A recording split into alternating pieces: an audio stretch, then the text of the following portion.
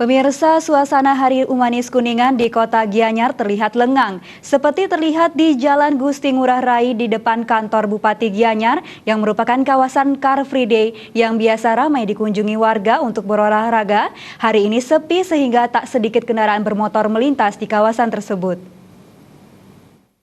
Seperti inilah suasana lalu lintas di Kota Gianyar pada pukul 9.30 pagi di Jalan Gusti Ngurah Rai. Suasana lengang dari kendaraan dan aktivitas warga terasa bila dibandingkan dengan hari biasanya yang crowded bahkan hingga macet.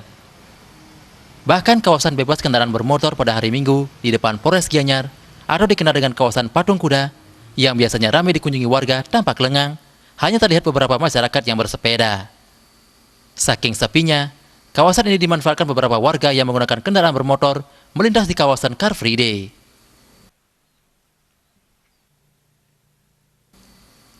Suasana tak jauh berbeda terlihat di Pasar Umum Gianyar. Aktivitas masyarakat juga belum banyak terlihat. Hanya beberapa toko yang terlihat mulai buka. Aktivitas masyarakat diperkirakan normal kembali hari Seninnya. Sufiatna, Bali TV.